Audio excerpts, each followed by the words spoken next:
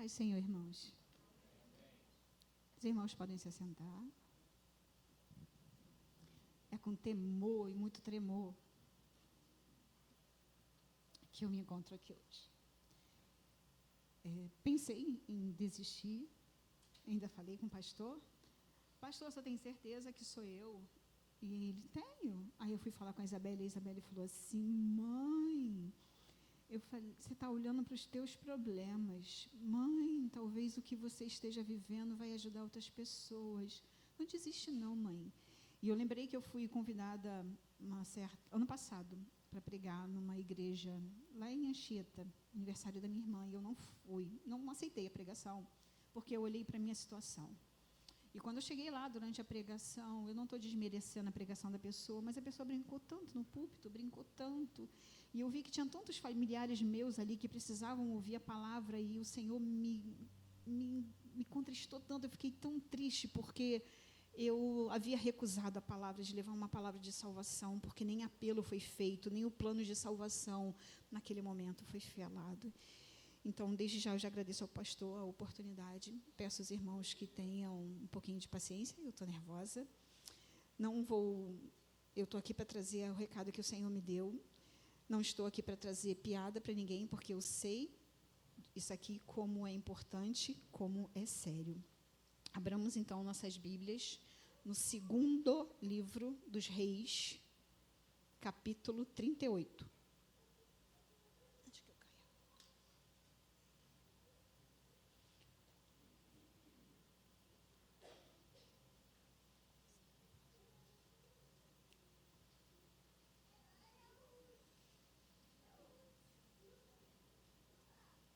Amém?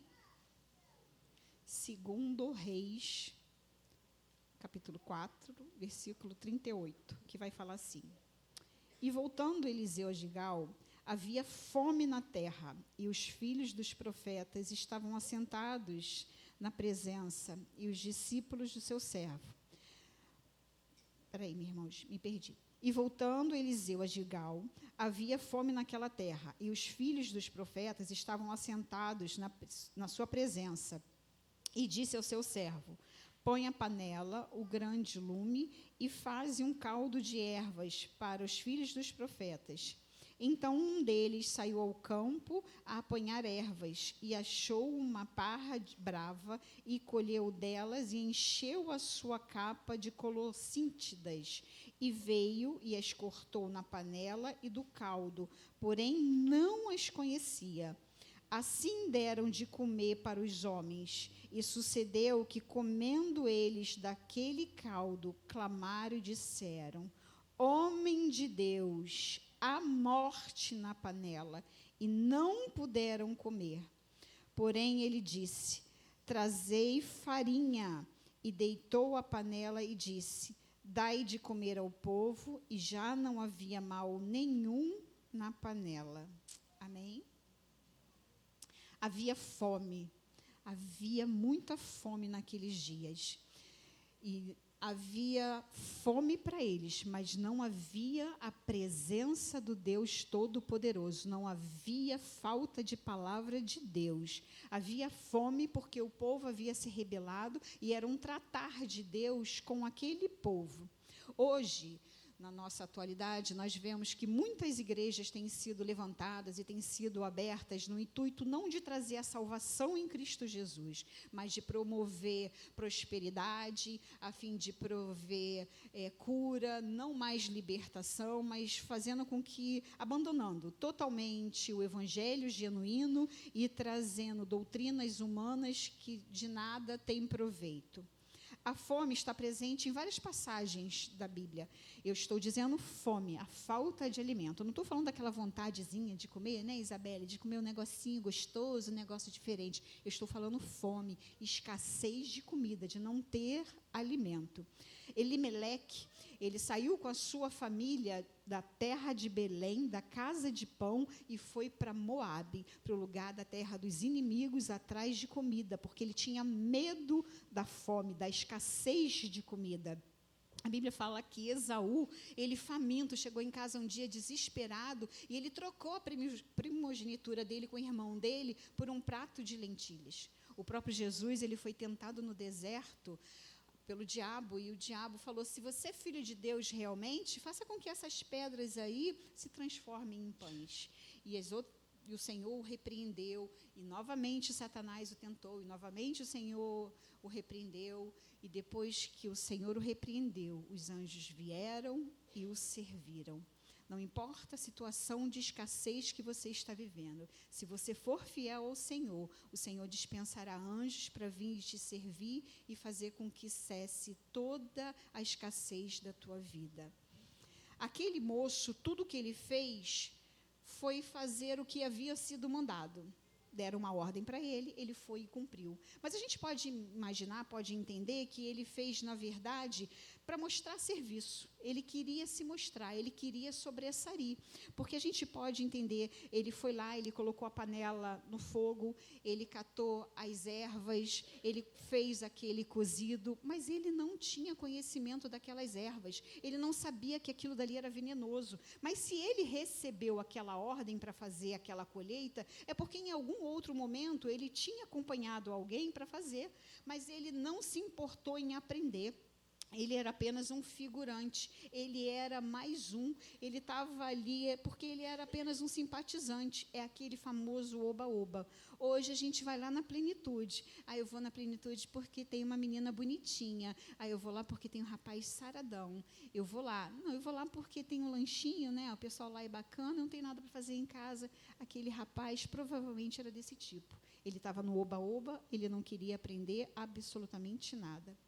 Não seja você também um figurante na obra do Senhor. Não seja você mais um simpatizante, mas seja um servo do Senhor. Fique atento, fique alerta àquilo que o Senhor quer fazer por você, através de você, em você. Existem pessoas que se espelham naquilo que você é, e se espelham porque simplesmente você está aqui dentro da plenitude, porque sabe que de você, se você se empenhar um pouquinho, vai ter algo para oferecer. Aproveita as oportunidades que Deus está te dando. Como o Mel que disse no início, pode ser que hoje seja a tua última oportunidade de receber algo bom da parte do Senhor. E eu digo isso não de bens materiais, eu estou falando de salvação, de transformação de vida. Panela, ela representa, no geral, a nossa vida no todo, em todas as áreas da nossa vida. Aquele moço colocou morte na panela. E quantas pessoas estão sendo envenenadas sem que saibam, estão sendo envenenadas simplesmente por boas intenções de outras pessoas. O diabo, ele não quer saber se você é inocente ou não. Ele quer saber que ele tem que entrar por uma brecha. E naquela brecha que ele entra ali, ele entra e ele faz arruaça. Vocês estão aqui? Estão dando para entender minha linha de raciocínio? Tem gente que se submete em tantas situações constrangedoras, situações adversas, só para que possam ser aceitas por um grupo de pessoas, por um grupo de amigos. Há morte na panela. Pessoas estão se alimentando de veneno, estão se enfraquecendo. Pessoas estão morrendo sem se dar conta, porque estão cheias de si, estão carregando raiva, mágoa, rancor, ódio, ressentimento, culpas. Pessoas não percebem que todas essas ervas daninhas fazem mal ao seu corpo físico e à sua vida com o Senhor. Não percebem que estão acabando, estão danificando a sua vida espiritual. Estão se afastando de Deus e do propósito que Deus tem. Nós nos envenenamos todas as vezes que nós pregamos aquilo que nós não vivemos. Nós criamos um sério abismo, porque nós temos a oportunidade de colocar em prática, nós não colocamos, porque simplesmente nós damos brecha para o velho homem entrar em ação. Está lá o velho homem, e vamos que vamos, e ele vai assumir a situação, e a gente perde uma grande oportunidade de que o nome do Senhor seja exaltado. Há morte na panela. Pessoas doentes adoecem outras pessoas. Pessoas curadas levam cura para outras pessoas. Isabelle, pare de retribuir veneno para quem um dia te envenenou, para quem um dia te deu um bocadinho de veneno. A pessoa não sabia, ou talvez fez, talvez tenha feito até de propósito, mas a pessoa está vivendo e você está morrendo com esse veneno dentro de você. Pare de querer retribuir para ela a mesma porção que ela te deu. Não faça mais isso. Você pode ser diferente. Você pode oferecer água fresca. Você pode oferecer vinho novo para essa pessoa. Você pode oferecer aquilo que há de melhor em você, que é a presença bendita do Senhor Jesus.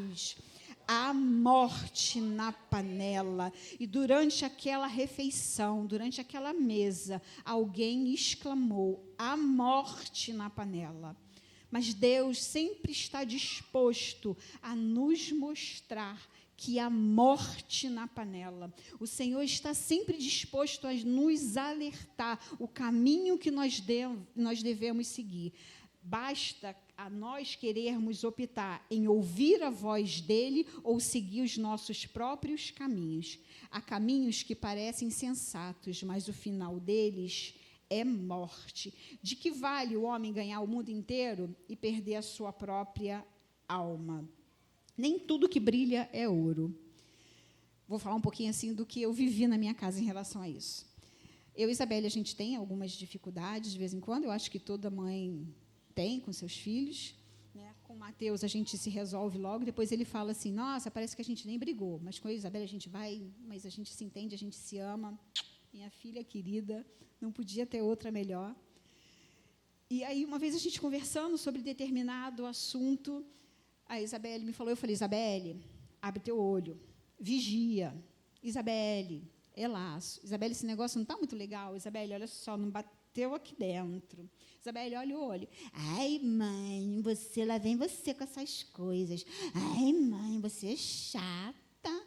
Ai, mãe, de novo essa história. Ai, mãe, me deixa. Eu falei, tá bom. Cessaram os meus argumentos. Tudo que eu podia fazer era orar. Mas sempre que eu podia falar com ela, eu falava.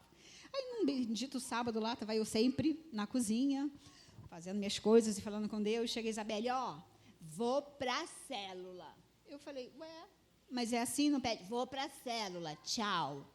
Falei, tá bom, falei, Jesus, faz sua obra. Como existem coisas que só acontecem em célula, enquanto eu estava lá, fazendo papalete para minha família, estava minha filha recebendo da parte do Senhor. E lá, Deus usou uma irmã com poder, com autoridade, e eu não sabia absolutamente nada. A Isabelle chega da célula e chega chorando. Aí eu falei, pronto. Aí ela chegou lá na cozinha e falou assim, vou te falar uma coisa, boca de mãe é um troço, boca de mãe é um horror. E foi para dentro do quarto chorando. Eu falei, Jesus, aconteceu alguma coisa com essa garota na rua. Eu falei, Senhor, vou ter que arrumar mais briga com mais uma célula. Eu falei, Senhor, o que aconteceu com essa garota? E tá. Aí a gente jantando e chorando. Né, Mateus? Isabelle chorando. Né, amor? Isabelle chorando. Isabelle passou o dia chorando. Eu falei, gente, deixa a Isabelle quieta. É TPM, gente, é TPM. Mas eu falei, Jesus, essa TPM está demorando demais. O que está acontecendo com essa garota? Aí passou, mãe. Falei, o que é? Quero conversar com você. Falei, o que é, Isabelle? Sabe aquele dia que eu cheguei chorando, que eu falei, boca de mãe é um horror. Eu falei, o que tem, Isabelle? Deus usou uma irmã lá na célula para falar comigo. Eu falei, glória a Deus. Eu falei, Isabelle, o que foi? Mãe, ela falou que era livramento de Deus, que era laço, mãe. Era tudo que você tinha me falado. E eu glorifiquei a Deus, não só por isso, sabe, irmãos? Mas é porque eu ouvi da minha filha, de 16 anos, ela falar, mãe, doeu muito, mas eu preferi obedecer a Deus do que sacrificar. Não foi bom, mãe, quando você me falou. Não foi bom quando eu ouvi aquela confirmação triste lá na célula. Mas eu decido obedecer ao meu Senhor. E obrigada, mãe. E valeu a pena, sabe, irmão? Se existem profetas carnudos lá fora, eu vou falar que nessa casa ainda existem homens e mulheres de Deus comprometidos comprometidos em entregar o recado da parte do Senhor. Você, jovem, você, adolescente, quem mais te ama depois de Deus são os teus pais.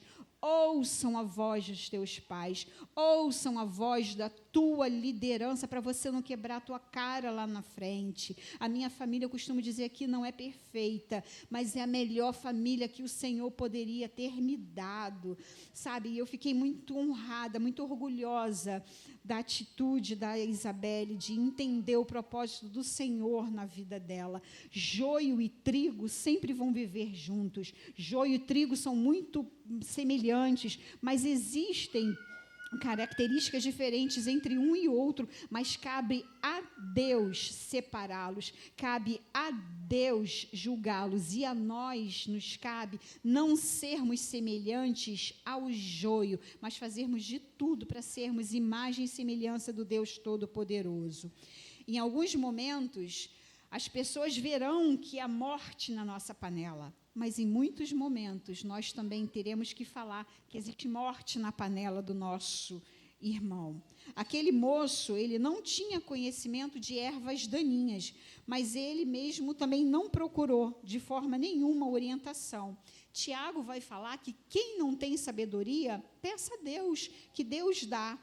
E quantas vezes a gente quer fazer tudo de tacada? A gente quer fazer porque eu confio na força do meu braço. Eu vou porque todo mundo está fazendo e eu vou fazer junto. Muito cuidado com isso, porque decisões erradas que nós tomamos, as consequências vêm sobre nós, mas também por todos aqueles que estão ao nosso redor. Sempre respinga para as pessoas que estão ao nosso redor.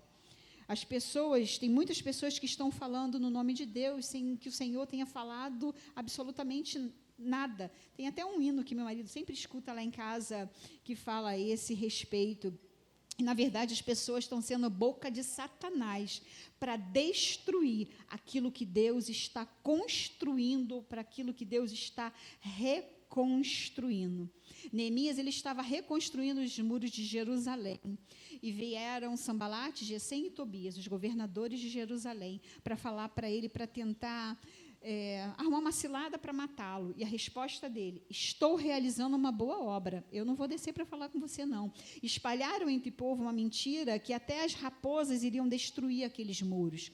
Entre você ficar com a palavra de Deus, ou a palavra que um homem carnal te falou, fique com a palavra, com a promessa que o Senhor te fez. O homem falha, Deus não falha. Deus não é homem para que minta, nem filho do homem para que se arrependa. Se ele disse alguma coisa ao teu favor, ele vai cumprir. Não é fácil, não. Muitas vezes, quando Deus lança uma palavra sobre nós, sempre as tormentas, as turbulências da vida, elas parecem vir com mais afinco sobre nós. Mas quando Jesus chamou os discípulos para irem para outra banda daquele mar, que era um lago, o Senhor estava no barco e o Senhor dormiu. E os discípulos estavam apavorados, andando de um lado e para o outro, e perguntaram: mestre, não te importa que venhamos a perecer? E o Senhor chamou eles de pouca fé, aquietou aqueles homens para depois cessar a tempestade. Primeiro o Senhor quer cessar a tempestade que está dentro de nós, para depois ele cessar a tormenta que se encontra lá do lado de fora. De novo, vou trazer um testemunho a respeito da minha vida, né? Algum tempo atrás, eu estava orando por uma determinada situação e eu pensei que algo que tinha acontecido tinha sido da parte do Senhor. E eu muito me alegrei, e eu fiquei muito feliz, achando que aquela era a resposta da parte do Senhor. Sem buscar, Senhor, é realmente o Senhor que está fazendo isso? E eu me alegrei, e eu fiz a festa. Irmãos, eu não vigiei, era pata de Satanás tentando entrar na minha casa. Quanto nós sofremos, quanto nós perecemos, quantas lágrimas, né, amor? Quantos joelhos no chão, quanto jejum, quantas vezes eu tentei, me desesperei. Eu sempre procuro trazer pessoas para o pastor, pastor, receber no gabinete para ser assistida pelo pastor. Mas eu acho que ao longo de todos esses anos, para mim mesma, eu acho que eu só vim no gabinete umas 3 vezes. Mas eu estava tão sem norte diante daquela situação que eu vim pedir ajuda para o pastor e para a Deise. Vim numa quinta-feira para cá e desabafei, falei tudo o que estava acontecendo. Falei, tem uma promessa do Senhor sobre a minha vida. Eu sei que não foi o homem que falou, eu sei que foi o Senhor que falou comigo, mas está difícil eu acreditar naquela situação. Quanto mais eu oro, mais parece que a coisa está piorando, a coisa está evoluindo de uma certa maneira que parece que Deus se esqueceu, a situação está ruim. E eles aquietaram meu coração, oraram por mim, eu acho que entraram naquela guerra junto comigo, e para a honra e para a glória do nome do Senhor. O Senhor me deu vitória. O Senhor me deu vitória não porque eu merecia, mas o Senhor me deu vitória no momento que eu descansei. Eu não parei de orar, eu apenas entreguei ao Senhor. E eu sabia que na hora certa aquilo ia fazer. E na boa, irmãos, Deus fez infinitamente mais daquilo que eu podia pensar, daquilo que eu podia esperar. O Senhor nos surpreendeu de uma forma extraordinária, não foi, amor? Né, Isabelle? Né, Mateus? Deus foi maravilhoso, gente. É porque eu não posso falar, mas o Senhor foi extraordinário. Em breve vocês saberão. Oh, Deus! Deus é Deus de surpresa. Deus é Deus que torna tudo novo. Deus é maravilhoso. Deus é maravilhoso. Eu nem consigo lembrar das dores que eu passei, do sofrimento que eu passei. Tamanha é a alegria que o meu coração hoje se encontra, sabe? De saber que a gente tem até tribulações, tem situações difíceis, mas o Senhor está no controle das nossas vidas. Ainda que não tenha dado certo, e você está tentando, mas você sabe que tem pessoas que estão tentando te envenenar, não desista.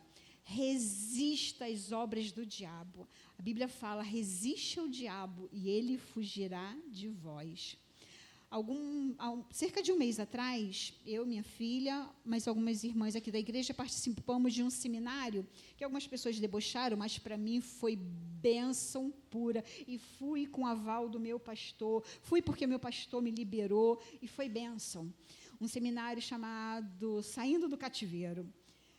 E lá, uma das irmãs, não uma das palestrantes, mas uma das irmãs que estavam participando comigo, ela liberou uma frase, ela pediu oportunidade e ela disse a respeito de uma frase que ela tinha aprendido com o pai dela, que falava assim, estar num relacionamento tóxico é a mesma coisa de você ir a um mercado com fome, porque você vai até lá e você compra tudo o que você não tem necessidade. Ela estava falando a respeito de relacionamento, de homem e de mulher. Mas eu peguei aquilo como um todo, sabe? Às vezes a gente tem relacionamentos de amizade, que são amizades tão tóxicas na vida da gente, são pessoas que vêm para a nossa vida, que entram com um sapatinho de lã e que vêm só para envenenar a nossa vida, para minar a nossa fé, para destruir a nossa casa. Vigiem com determinados tipos de amizade, porque, na verdade, você está pensando que está construindo, mas está te levando para o mau caminho, está te tirando da presença do Senhor. Preste atenção. Provérbio 27:7 fala, quem está satisfeito recusa o mel, mas para o faminto até o amargo é doce. Não vá por aparências. Até o profeta se engana. Jessé, quando ele foi na casa... Samuel, quando ele foi na casa de Jessé para ungir o rei de Israel, a primeira pessoa que chegou até ele foi Eliabe, e ele pegou e falou assim, é esse, vou ungir como rei, mas o Senhor, não faça isso, porque eu não vejo como o homem vê a aparência, mas eu sondo o coração. Não viva de aparências, não vá por aparências, vá para a busca da tua oração, do teu momento, da tua intimidade com o teu Senhor. Tiago 3,17 diz que a sabedoria terrena, ela é demoníaca e não vem de Deus. Quantas pessoas que estavam no nosso meio se desviaram da presença de Deus porque optaram não mais viver o que a palavra diz, mas o que a sabedoria mundana, o que o mundo tem para oferecer, o que o mundo ensina, com pretexto, muitas vezes, para se atolar no pecado, no erro. Isso é só cultural. Isso é só moda. Isso vai passar. Você é tão antiquada. Você é tão careta, tão cafona. E quando você vai ver esse nada a ver, a pessoa já saiu da presença do Senhor e para voltar fica bem mais difícil. Busque sabedoria. Aproveite as oportunidades. Fique atenta às oportunidades. Hoje, meu marido falou para eu não falar sobre isso, mas eu vou falar, porque eu não falei para ele que eu ia falar, né? Mas eu estava perguntando a ele a respeito da situação. Ele falou, você vai fazer futebol no culto? Eu falei, vou. Hoje é semifinal Flamengo e Corinthians. Semifinal de que, amor? Copa do Brasil. E meu amor está aqui, gente, olha. Flamengo jogando, daqui a pouco. Está lá. E eu vi assim, ao longo de alguns anos atrás, o Flamengo estava ganhando todos os campeonatos, né? Foi aquele auê todo, o Flamengo só perdeu um campeonato mundial, não foi isso? E eu sempre via um jogador, ele sempre dando o testemunho do Jesus.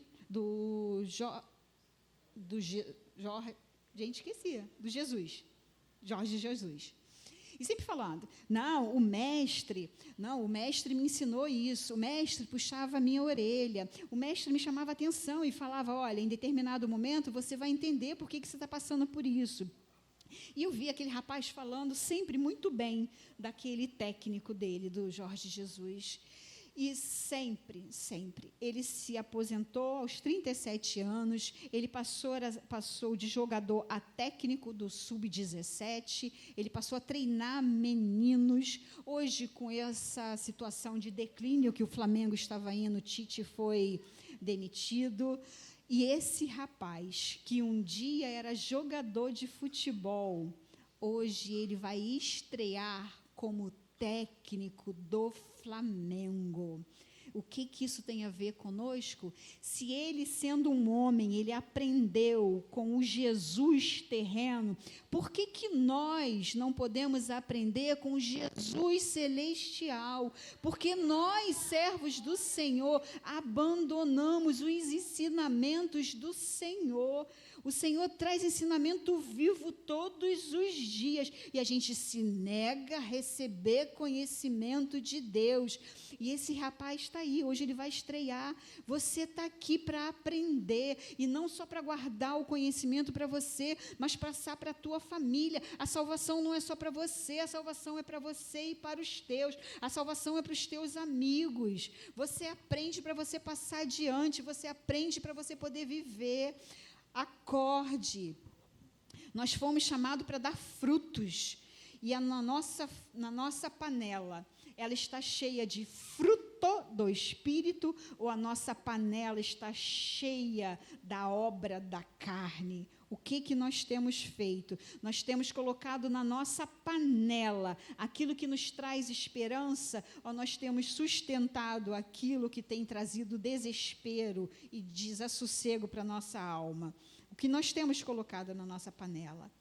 Homem de Deus, não faça como Davi, que em certo momento, na frente da batalha, ele se sentiu cansado e foi descansar, baixou suas armas e foi descansar.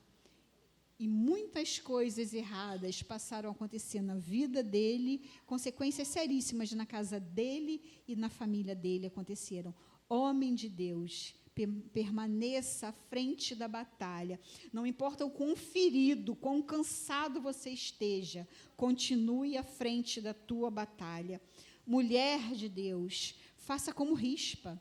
Essa mulher, ela ficou espantando as aves de rapina e as feras selvagens, as aves de rapina durante o dia e as feras selvagens, animais selvagens durante a noite, dos corpos dos 2 únicos filhos dela, corpos defuntos. Quanto mais você, mulher de Deus, o que o Senhor não vai te dar? A força que o Senhor não vai te dar, para que você faça, para que aquilo que é teu por herança não se perca nas mãos de aves de rapina. Mulher, teu potencial é incrível no Senhor. O Senhor conta com as tuas orações, o Senhor conta com a tua determinação, para que os teus filhos venham servir ao Senhor. Não se acostume com o teu filho, no tempo certo ele vem, sim, mas ore, insista, jejue, pregue, testemunhe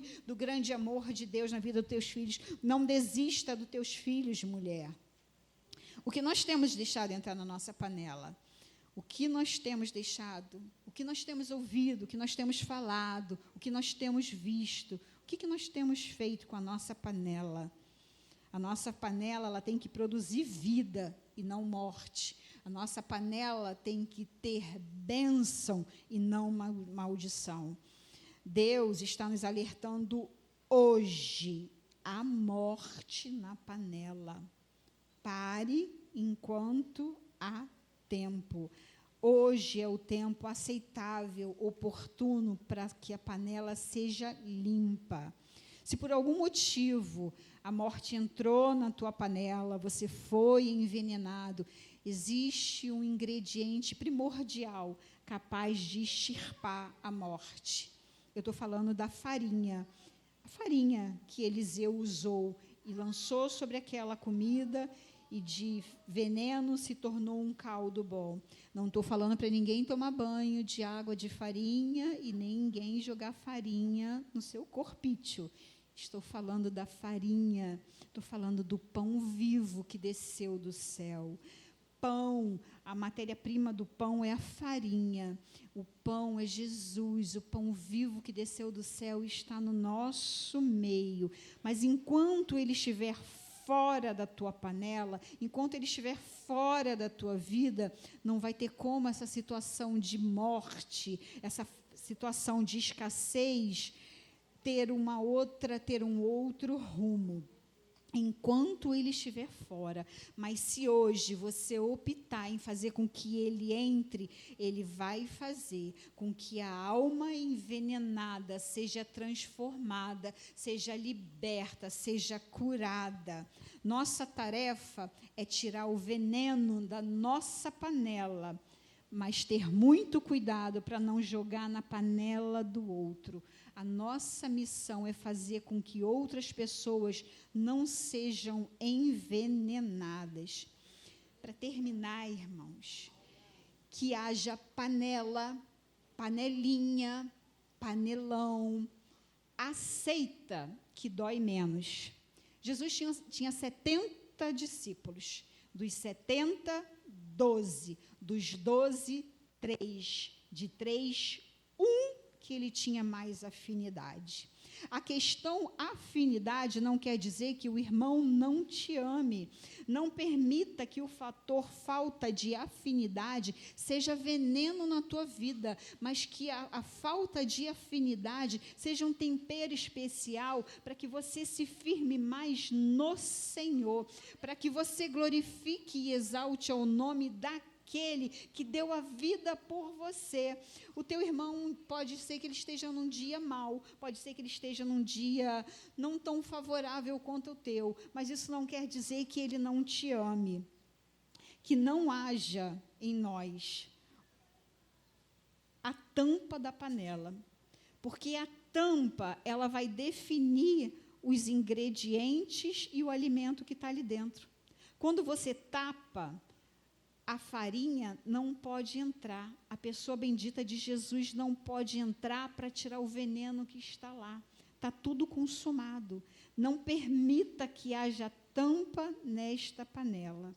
Que nunca nos falte, que nunca falte na nossa panela, irmãos, o pão vivo que desceu do céu.